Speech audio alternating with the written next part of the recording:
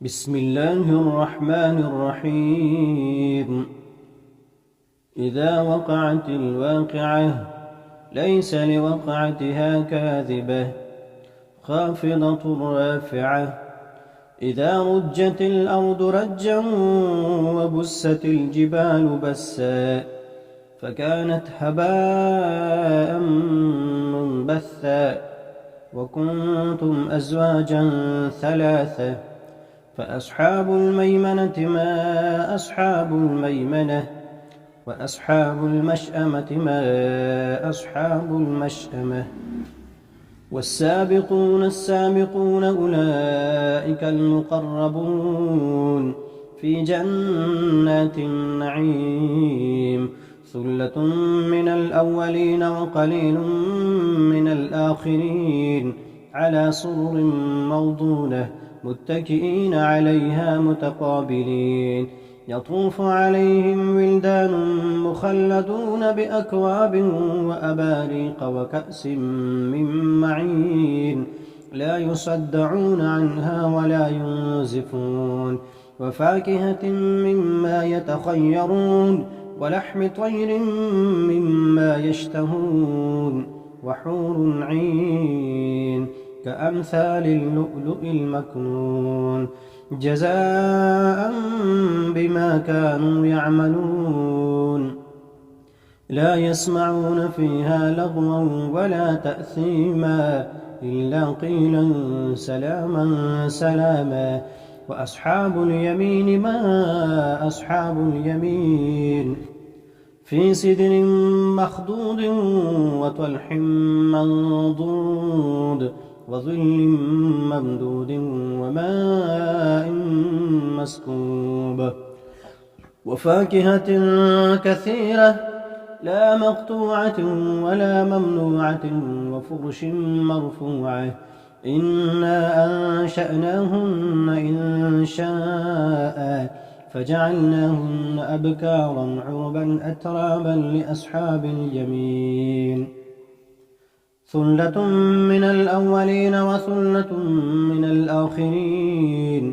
وأصحاب الشمال ما أصحاب الشمال في سموم وحميم وظل من يحموم لا بارد ولا كريم إنهم كانوا قبل ذلك مترفين وكانوا يصرون على الحنث العظيم وكانوا يقولون أئذا متنا وكنا ترابا وعظاما أئنا لمبعوثون أو آباؤنا الأولون.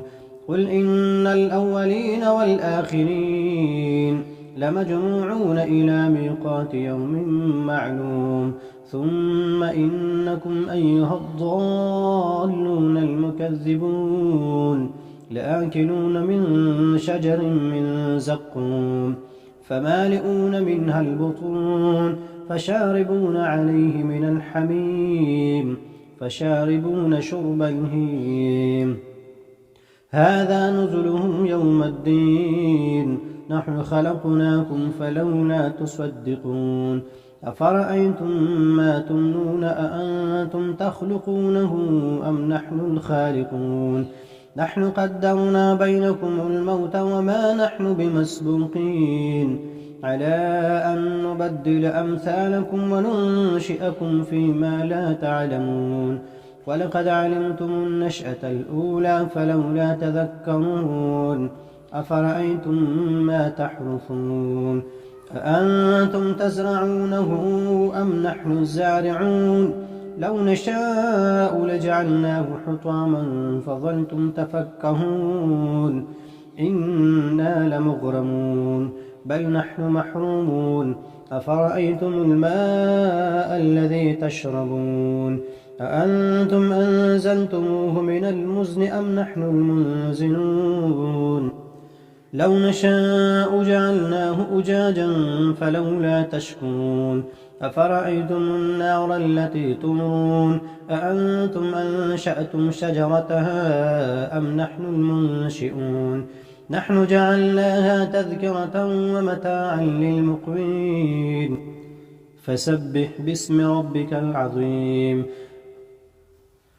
فلا أقسم بمواقع النجوم وإنه لقسم لو تعلمون عظيم إنه لقرآن كريم في كتاب مكنون لا يمسه إلا المطهرون تنزيل من رب العالمين أفبهذا الحديث أنتم مدهنون وتجعلون رزقكم أنكم تكذبون فلولا إذا بلغت الحلقوم وأنتم حينئذ تنظرون ونحن أقرب إليه منكم ولكن لا تبصرون فلولا إن كنتم غير مدينين ترجعونها إن كنتم صادقين فأما إن كان من المقربين فروح وريحان وجنة نعيم وأما إن كان من أصحاب اليمين فسلام لك من أصحاب اليمين